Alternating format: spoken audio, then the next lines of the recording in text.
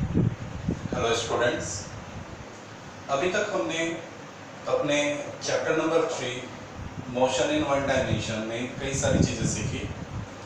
जैसे point object क्या होता है, मोशन यूनिफॉर्म और नॉन यूनिफॉर्म कब होता है, speed, velocity, acceleration, distance, displacement, तो position time graph, velocity time graph, तो ये सारी चीजें अभी तक हम पढ़ चुके हैं।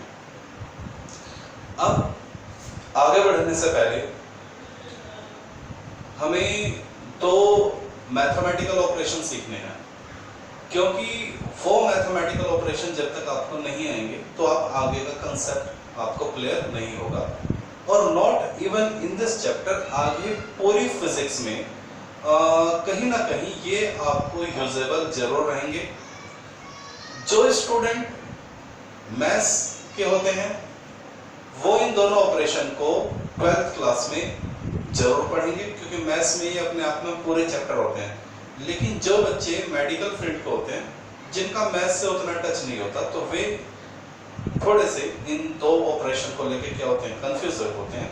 तो आगे बढ़ने से पहले आज हम सीखेंगे दो mathematical operation, one is differential and second is integral. ज्यादा डीपली नहीं समझाएंगे, केवल मैं उतना ही, ज्यादा तो खैर आपको जो आपके मैथ्स के टीचर हैं वही बता पाएंगे, मैं केवल उतना ही आपको बताऊंगा जो आपके लिए यूजेबल होगा, without wasting your time, without wasting your energy, जो आप डायरेक्ट अपने डेरिवेशन और न्यूमेरिकल में क्या करेंगे, यूज करेंगे। तो let start first mathematical operation differential. तो सबसे पहले हम डिफरेंशियल को सीखेंगे, बहुत ही इजी है। डिफरेंशियल में कई सारे फॉर्मूले होते हैं, लेकिन हम केवल जो सबसे ज्यादा इंपॉर्टेंट है, जो हमारे लिए मेनली एप्लीकेबल रहेंगे, वही हम सीखेंगे। तो लेट स्टार्ट। इसमें सबसे पहला समझ लीजिए, डिफरेंशियल को हम रिप्रेजेंट कैसे करते हैं। डिफरेंशियल होता है डी, ठीक है, ये सिंबल होता है किसका, डिफरेंशियल का। अगर मैं इस तरह से लिखूं d ओवर dx, तो इसको कैसे रीड आउट किया जाएगा, डिफरेंशियल नीचे वाला d, क्या ये भी डिफरेंशियल है, नहीं, इसको बोलेंगे विद रिस्पेक्ट टू। समझ लीजिए, बता देते हैं। अगर हम आपको ये लिखें dy ओवर dx, ये मैं कुछ ऐसा लिख देता हूं, ठीक है। तो यहां ये जो d है, इसका मतलब होता है डिफरेंशियल, ओके। ये वाला d क्या है, डिफरेंशियल। किसका डिफरेंशियल, y का। इसके साथ जो भी लिखा है उसका डिफरेंशियल होगा, तो डिफरेंशियल किसका, y का। अब ये जो नीचे वाला d है, इसको कैसे रीड आउट करते हैं, इसको बोलते हैं विद रिस्पेक्ट टू। इस d का मतलब क्या है, विद रिस्पेक्ट टू, किसके रिस्पेक्ट में, x के रिस्पेक्ट में। तो ये जो dy ओवर dx लिखा है, इसको आप कैसे पढ़ेंगे, इसको आप पढ़ेंगे differential of y with respect to x। तो सबसे पहले तो आपको रीड आउट करना आना चाहिए, ये समझ में आ गया। अगर मैं इस तरह से लिख दूं dz ओवर dx, जरूरी नहीं है हर बार y हो, कुछ भी हो सकता है। तो अब आप इसको रीड आउट करिए, differential of z with respect to x, ठीक है। चलिए, अब अगर मैं ये लिखूं dp ओवर dt, चलिए इसको रीड आउट कीजिए, differential of p with respect to t। Clear हो गया। चलिए इसको बोल के दिखाइए, differential of v with respect to t। तो मेरे ख्याल से सबसे पहले तो आपको प्रोनाउंसिएशन आ गया है कि हम रीड आउट कैसे करेंगे। Is that clear. नाउ अब हम अपने न्यूमेरिकल को या ऑपरेशन को कैसे सॉल्व करेंगे वो देख लीजिए। तो ये बात समझ लीजिए, जरूरी नहीं यहां हमेशा y हो, या जरूरी नहीं नीचे हमेशा क्या हो, x हो। ऊपर कुछ भी हो सकता है, a b c d e f g h कुछ भी हो सकता है, और नीचे भी कोई भी वेरिएबल हो सकता है। ऊपर भी कोई भी वेरिएबल हो सकता है और नीचे भी कोई भी वेरिएबल हो सकता है, बस आपको उसको रीड आउट करना आना चाहिए। ओके, लेट्स चलिए, तो ये तो अभी हमने आपको बताया कि डिफरेंशियल को कैसे रिप्रेजेंट करते हैं और उसको प्रोनाउंस कैसे करते हैं। नाउ वन बाय वन जो हमारे मेन फॉर्मूले हैं उनको हम करेंगे। तो इसमें सबसे पहला मेन फॉर्मूला होता है डी एक्स की पावर n ओवर dx। चलिए, तो सबसे पहले तो इसको प्रोनाउंस करके दिखाइए। तो आप बोलेंगे डिफरेंशियल ऑफ x की पावर n। हम डिफरेंशियल किसका करेंगे? x की पावर n का। किसके रिस्पेक्ट में? x के रिस्पेक्ट में। ओके, तो ये आपने कर लिया। तो ये किसके बराबर होता है? ये होता है n को आगे लेकर आइए और x में से n में से एक पावर क्या कर दीजिए? 1 कर दीजिए। सबसे पहली चीज आपको यही सीखनी है। डिफरेंशियल ऑफ x की power n with respect to x is equal to n x की पावर n माइनस 1। ये रट लीजिए इस फॉर्मूले को आप, ठीक है? बहुत जगह ये क्या होने वाला है? इस्तेमाल होने वाला है, ठीक है? चलिए, अब जरूरी नहीं इस फॉर्मूले को मैं ऐसे भी लिख सकता हूं, ठीक है? देखिए, ये हो गया। मैं इस फॉर्मूला को ऐसे भी लिख सकता हूं, डिफरेंशियल y की power n dy is equal to n y की पावर n माइनस 1। आप इस फॉर्मूले को ऐसे भी लिख सकते हैं। जरूरी नहीं x हो, x की जगह क्या लिख सकते हैं? y भी लिख सकते हैं।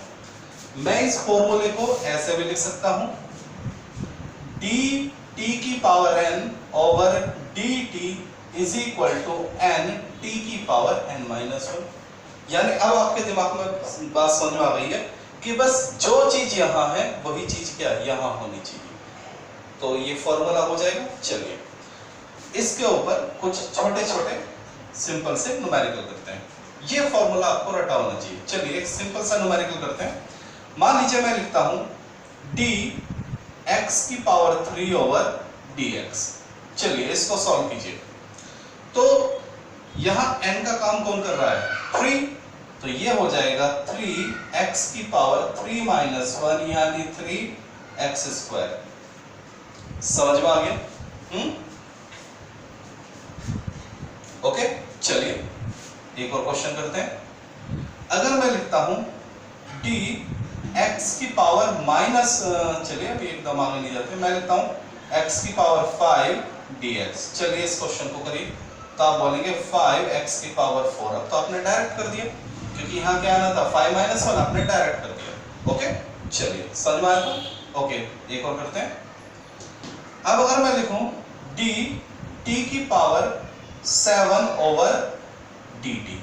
जरूरी नहीं हर बार x ही हो, कुछ भी हो सकता है। करिए इसको। तो आप बोलेंगे 7 t की पावर 6। 7 एज इट इज लिखा, उसमें से एक पावर क्या कर दी? माइनस कर दी। समझ में आता है? चलिए, अगर मैं बोलूं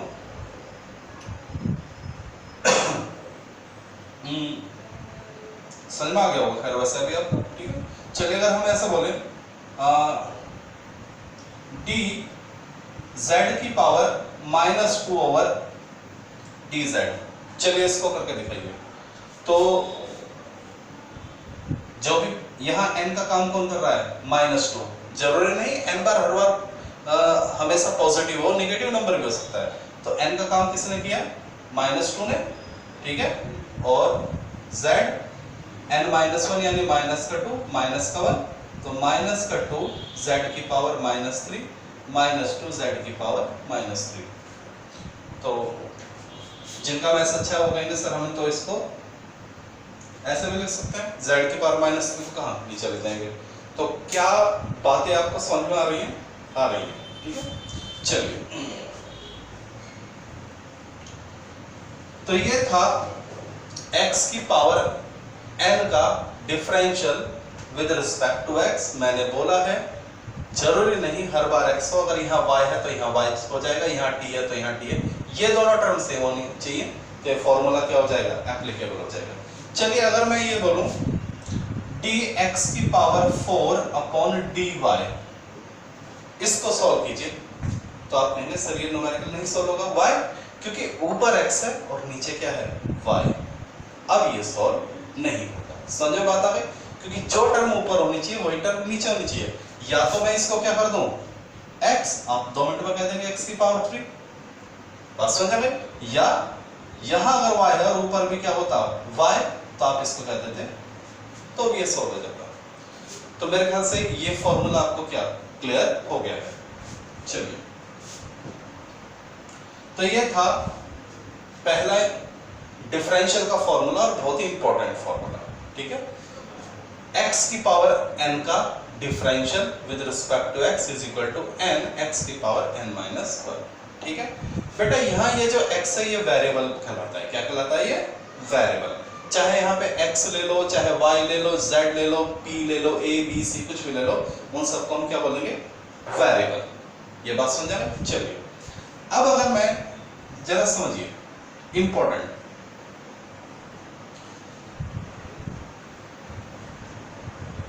जरा इसको पढ़िए। ये क्या है? ये क्या कहलाता है? Differential with respect to x। लेकिन किसका? वो तो हमने लिखा ही नहीं यहाँ पे। यहाँ हमने कुछ भी नहीं लिखा कि भाई हम डिफरेंशियल कर रहे हैं विद रिस्पेक्ट टू x, लेकिन किसका? वो तो हमने लिखा ही नहीं। चलिए, अगर मैं यहाँ लिखूं, जरा ध्यान देना, इंपॉर्टेंट बात, मैं लिखता हूं x की पावर 3, आप एकदम बोलेंगे 3x की पावर 2। फटाफट कर दिया आपने, ओके। लेकिन अगर मैं यहां लिख दूं y, तो आप क्या बोलेंगे? सर ये तो होगा ही नहीं, या तो नीचे y होना चाहिए या ऊपर x होना चाहिए, तो इसका डिफरेंशियल नहीं होगा। ये बात समझ आ गई? ओके। लेकिन अगर मैं यहां लिख दूं 5, 5 क्या है? 5 है कांस्टेंट। बात समझ आ गई? देखिए, 2 वर्ड होते हैं, एक वर्ड होता है वेरिएबल और एक वर्ड होता है कांस्टेंट। समझिए इस चीज को। मैं लिखता हूं x² + 3x + 1, ओके, या 10 इज इक्वल टू 0। ये मैंने एक क्वाड्रेटिक इक्वेशन लिख दी, यानी एक सिंपल मैथमेटिकल इक्वेशन लिख दिया। x² + 3x + 10 is equal to 0। तो समझिए, यहां ये जो x है, इस इक्वेशन में जो x है ये कहलाएगा वेरिएबल, और जो 3 और 10 है ये कहलाएगा कांस्टेंट। यानी ये तो सारी जिंदगी 3 रहने वाला है, इसमें मैं कोई चेंज नहीं कर सकता, और ये भी क्या रहने वाला है? 10। तो जो चीज सेम रहने वाली है उसको क्या बोलते हैं? कांस्टेंट। लेकिन ये जो x है इसको हम क्या बोलेंगे? वेरिएबल। व्हाई? क्योंकि आप x की वैल्यू कुछ भी रख सकते हैं। जैसे फॉर एग्जांपल, मैं अगर आपसे बोलूं y is equal to x² + 2। चलिए, अब जरा ध्यान दीजिए, अगर मैं x की वैल्यू 0 ले लेता हूं, x की वैल्यू क्या ले लेता हूं? 0, तो आप मुझे y की वैल्यू बताएंगे? आप कहेंगे सर y की वैल्यू 2 आएगी, 0 का स्क्वायर 0 + 2, ओके। अगर मैं x की वैल्यू क्या ले लूं? 1, तो y की वैल्यू क्या आएगी? 3। अगर मैं x की वैल्यू 2 ले लूं तो क्या आएगी? 6। समझिए, आप x की कोई भी वैल्यू ले सकते हैं, 0 1 2 3 4 5, तो x क्या कहलाएगा? वेरिएबल। और जैसे जैसे आप x को चेंज करेंगे y की भी क्या आ रही है? Different value. x की डिफरेंट वैल्यू लेने से y की भी क्या आ रही है? Different value. तो ये दोनों क्या कर लेंगे? वेरिएबल। वेरिएबल यानी चेंज हो रहे हैं, लेकिन ये 2 तो क्या है? 2 ही रहने वाला है। आप कोई x की कोई भी वैल्यू लीजिए, इसको तो 2 ही लेने वाले हैं ना, तो ये क्या कहलाएगा? कांस्टेंट। तो मेरे ख्याल से समझ में आ गया? ओके।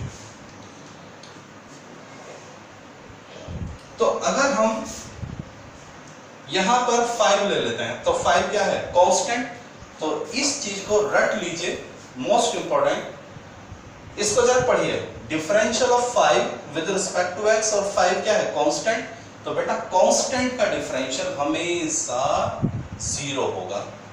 इस चीज को रट लीजिए, बहुत इंपॉर्टेंट है।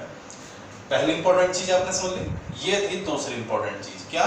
कि कांस्टेंट का डिफरेंशियल हमेशा क्या होगा? 0। देख लीजिए, number 2 operation, differential of constant किसके रिस्पेक्ट में? किसी के भी रिस्पेक्ट में हमेशा क्या होगा? 0 आएगा। जैसे अगर मैं बोलूं differential of 10 with respect to x, आप बोलेंगे 0। Differential of 5 with respect to y, 0। समझ में बात आ गई? अगर यहां क्या है कांस्टेंट, अगर आप किसका डिफरेंशियल करेंगे कांस्टेंट का, तो नीचे चाहे कुछ भी हो कोई फर्क नहीं पड़ता, हमेशा आंसर क्या आएगा 0। अगर मैं बोलूं differential of 2 with respect to t, तो भी आंसर क्या आएगा 0 आएगा। तो क्या ये बात समझ में आ गई? ओके चलिए, तो दो चीज मैंने आपको सिखाई, एक तो किसका डिफरेंशियल x की पावर n का, और एक किसका डिफरेंशियल कांस्टेंट का। ये बात समझ आ गई? कांस्टेंट का डिफरेंशियल किसी के भी रिस्पेक्ट में हमेशा क्या होता है 0। चलिए, अब ये आपने लिख लिया होंगे रिलेशन नंबर 1, रिलेशन, ये आपको दोनों याद होने चाहिए। चलिए, अब एक नई चीज सिखाता हूं मैं आपको डिफरेंशियल में, देख लीजिए।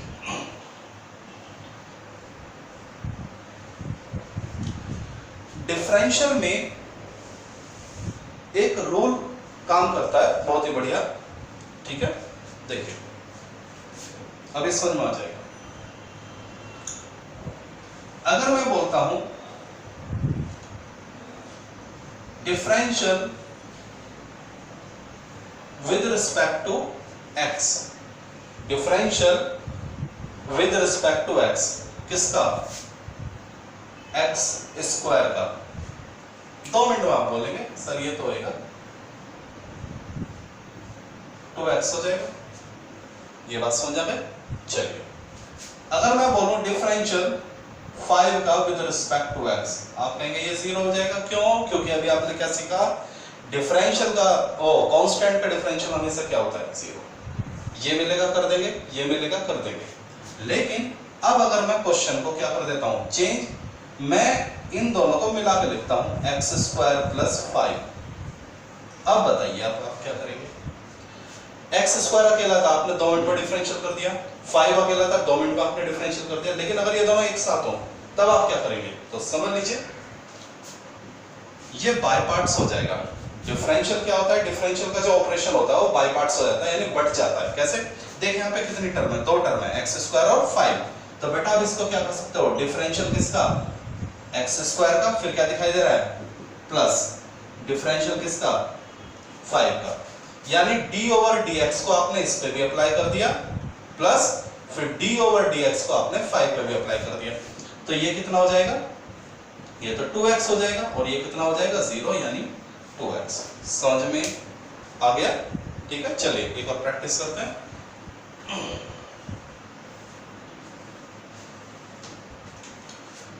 मान लीजिए मैं आपसे कहता हूं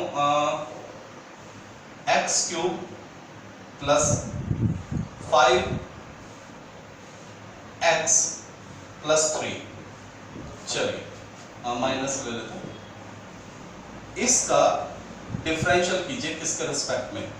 x के रिस्पेक्ट में। तो आप कहेंगे सर हमें तो एक चीज आती है क्या, कि डिफरेंशियल जो होता है वो बाय पार्ट्स हो जाता है। तो सबसे पहले डिफरेंशियल किसका है? d ओवर dx किसका? x क्यूब का, फिर d ओवर dx किसका? 5x का, माइनस, देखिए सिंबल वही रहेगा, प्लस है तो प्लस, माइनस है तो माइनस, d ओवर dx किसका? 3 का। चलिए ये क्या दिखाई दे रहा है? x की पावर n, तो ये हो जाएगा 3x स्क्वायर प्लस, अब यहां देखिए 5x। तो एक बात जरा समझिए, इंपॉर्टेंट बात बता रहा हूं, जब भी कोई कांस्टेंट, यहां जरा ध्यान देना, x क्या है? x है वेरिएबल, 3 क्या है? कांस्टेंट। इन दोनों को देखिए, ये कांस्टेंट और ये क्या है? वेरिएबल। आप कहेंगे सर ये 3 भी क्या है? कांस्टेंट नहीं, पावर जो होती है, पावर को कभी भी हम कांस्टेंट नहीं मानेंगे। ये बात समझ लीजिए, हमेशा जो वेरिएबल के साथ मल्टीप्लाई में होगा या डिवाइड में होगा, प्लस में होगा या माइनस में होगा, उसको हम कांस्टेंट मानेंगे। लेकिन पावर को कभी भी कांस्टेंट नहीं मानेंगे। जैसे x की पावर 3 है तो आप 3 को कांस्टेंट मत ले लेना। हाँ, 5x के साथ मल्टीप्लाई में तो ये कांस्टेंट हो जाएगा। कांस्टेंट वेरिएबल के साथ मल्टीप्लाई में होते हैं, डिवाइड में होते हैं, प्लस में होते हैं और माइनस में होते हैं, पावर में नहीं होते। ओके चलिए, हाँ ये तो ये 5 क्या है? कांस्टेंट, और x क्या है? वेरिएबल।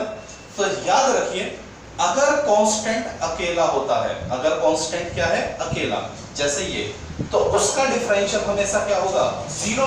लेकिन अगर कांस्टेंट वेरिएबल के साथ होता है तो हम उसको एज इट इज ले लेते हैं, उसमें कोई चेंज नहीं करते हैं।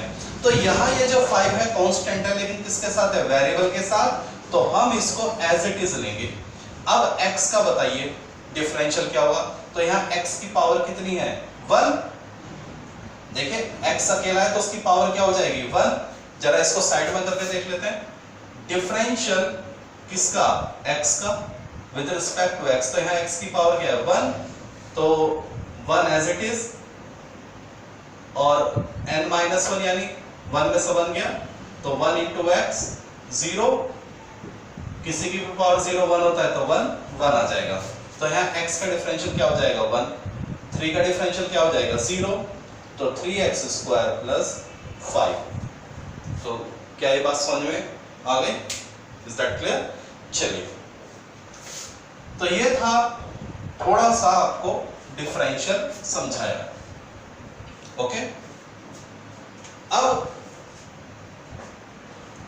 डिफरेंशियल तो क्लियर हो गया, इतना ही आना चाहिए। वैसे तो डिफरेंशियल अपना आप में बहुत ही वाइड है, लेकिन हमारे फिजिक्स में डेरिवेशन करते हो जितना एप्लीकेबल होगा हम उतना ही सीखेंगे, ठीक है ना।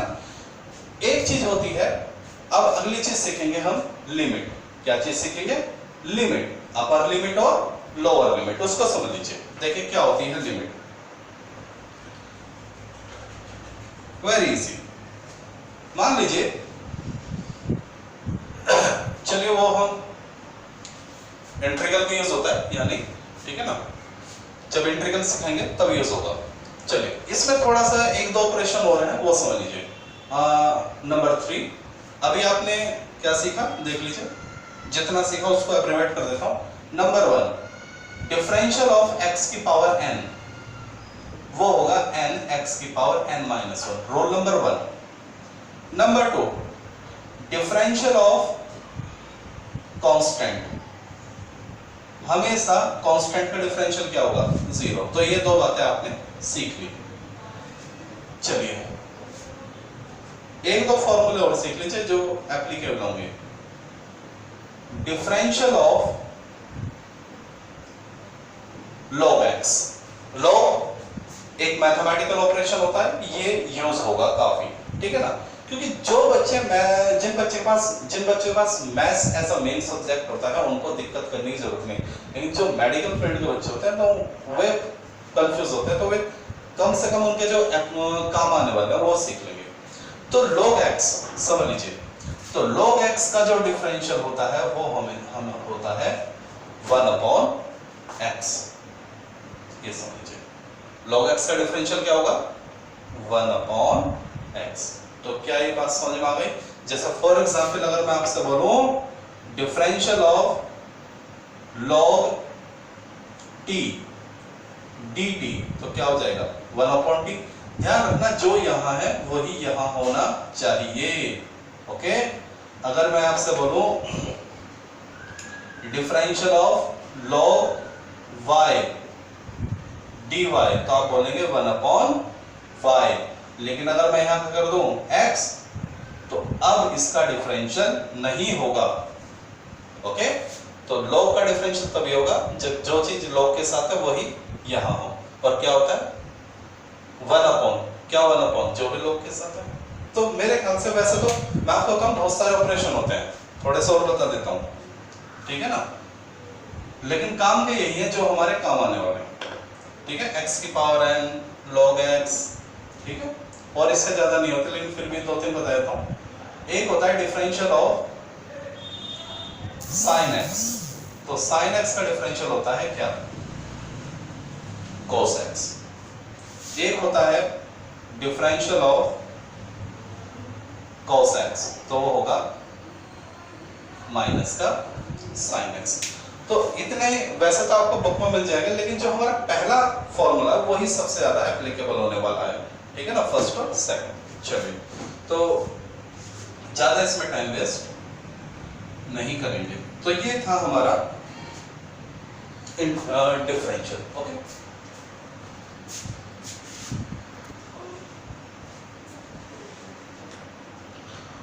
ओके स्टूडेंट, अब ये डिफरेंशियल कैसे एप्लीकेबल होता है वो समझ लीजिए। हमारे पास एक न्यूमेरिकल है, उसको देख लीजिए। हमसे कहा गया है if x is equal to t की पावर 3 माइनस 2t, ठीक है। हमें एक इक्वेशन दिया गया है और हमसे बोला गया है कि जहां x क्या है डिस्प्लेसमेंट और t क्या है टाइम। तो हमसे पूछा गया है कि वेलोसिटी बताइए और कब, जब टाइम क्या हो 0। तो सबसे पहले तो वेलोसिटी निकाल लेते हैं, फिर उसकी वैल्यू t इक्वल टू 0 के बाद में निकालते हैं। Let's see. So we have, आप मुझे बता सकते हैं वेलोसिटी का फॉर्मूला क्या होता है? वेलोसिटी का फॉर्मूला होता है डिस्प्लेसमेंट अपॉन टाइम। ये हमारा फॉर्मूला होता है वेलोसिटी का, डिस्प्लेसमेंट अपॉन टाइम। ओके, तो v is equal to x over t. तो क्या मैं ऊपर नीचे ये टर्म अप्लाई कर सकता हूं? तो देखिए differential of x with respect to time is equal to velocity. यानी अगर मैं dx ओवर dt निकालूं तो वो किसके बराबर हो जाएगा? वेलोसिटी के बराबर हो जाएगा, नहीं हो जाएगा? ठीक है, तो याद रखेंगे इस चीज को। आप वेलोसिटी को velocity is equal to displacement upon time ऐसा तो लिख सकते हैं, लेकिन ज्यादा अच्छा क्या होगा ये लिखेंगे और रट लीजिए इस चीज को, क्योंकि आगे काफी यूज होने वाला है। तो v is equal to dx over dt, velocity is equal to differential of displacement with respect to time. ये हो गया। अब अगर मैं ये टर्म निकाल लेता हूं तो मेरी वेलोसिटी आ जाएगी। चलिए तो देख लीजिए, सबसे पहले मैं इसको इक्वेशन नंबर 1 मान के छोड़ दीजिए, ठीक है। तो मेरे को निकालना है dx ओवर dt। ये आ गया तो वेलोसिटी अपने आप आ जाएगी। तो ये वाला d एज इट इज, नीचे वाला dt as it is, differential with respect to t, किसका? x का। ये तो अभी पढ़ना बता दिया था, differential of x with respect to t। अब देखिए x किसके बराबर है, यहां मैं x की जगह ले लेता हूं t क्यूब माइनस का 2t। t यहां हमने x की वैल्यू रख दी, कैसे रखी? गिवन है। ओके, अब जरा ध्यान दीजिए, आपको एक बात सिखाई थी कि हम डिफरेंशियल को क्या कर सकते हैं? बाय पार्ट्स कर सकते हैं। डिफरेंशियल को क्या कर सकते हैं? बाय पार्ट्स कर सकते हैं।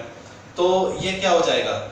Differential of t cube dt minus का डिफरेंशियल किसका? 2t का, किसके रिस्पेक्ट में? t के रिस्पेक्ट में। क्या ये बात समझ में आ गई?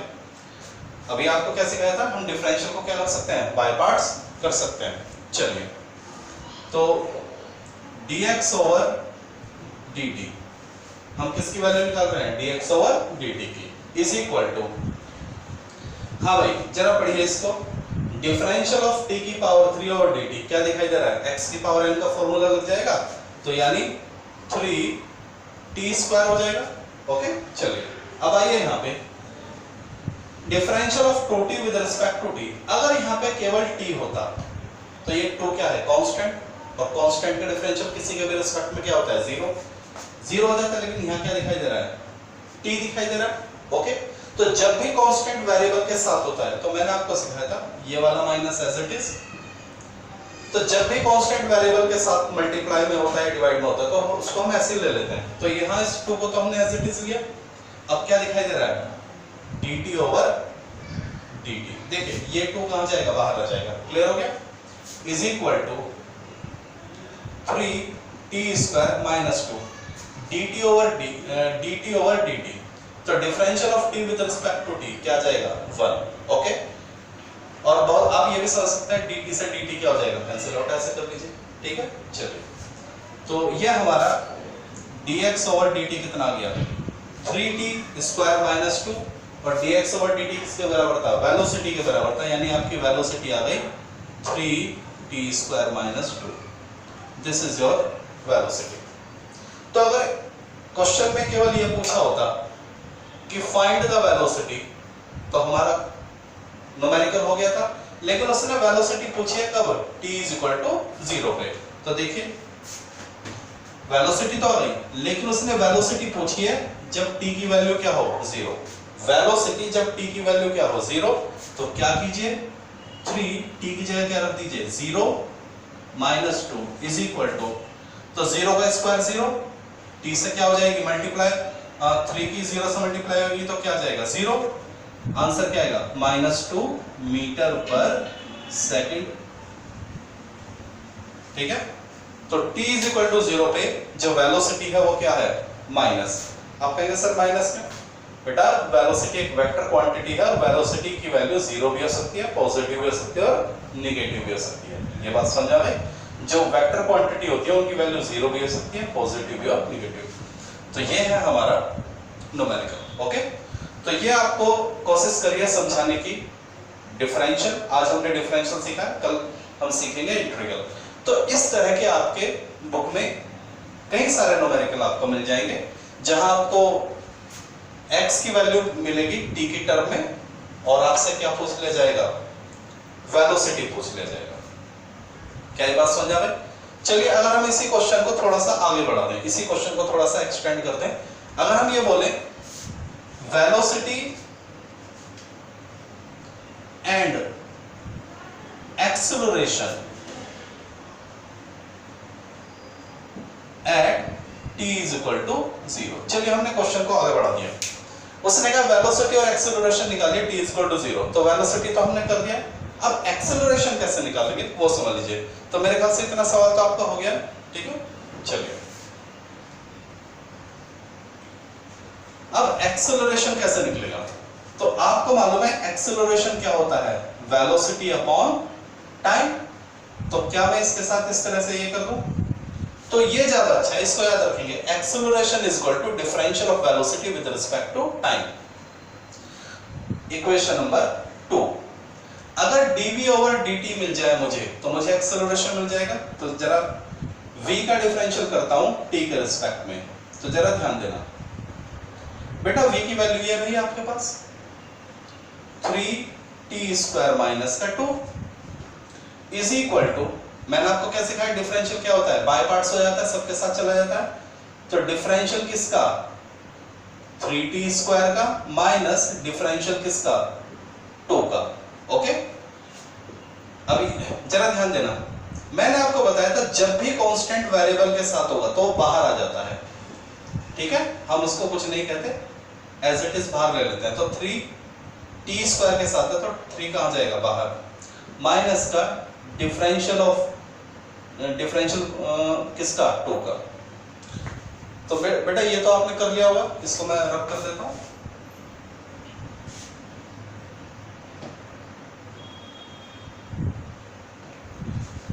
चलिए dv over dt 3 as it is, t square का डिफरेंशियल क्या हो जाएगा बताइए जल्दी जल्दी। आप कहेंगे सर t स्क्वायर का डिफरेंशियल हो जाएगा 2t माइनस 2 क्या है कांस्टेंट, तो कांस्टेंट का डिफरेंशियल क्या होता है 0। तो यहां से dv ओवर dt आ जाएगा 6t। ओके, और बेटा dv ओवर dt किसके बराबर होता है एक्सेलरेशन के, यानी a is equal to 6t। ये आ गया आपका एक्सेलरेशन। लेकिन आपसे एक्सेलरेशन कहां पूछा है, t इज इक्वल टू 0 पे। तो a is equal acceleration t is equal to 0 पे, तो 6 की वैल्यू क्या, 6 एज इट इज, t की वैल्यू 0, तो क्या आ जाएगा 0।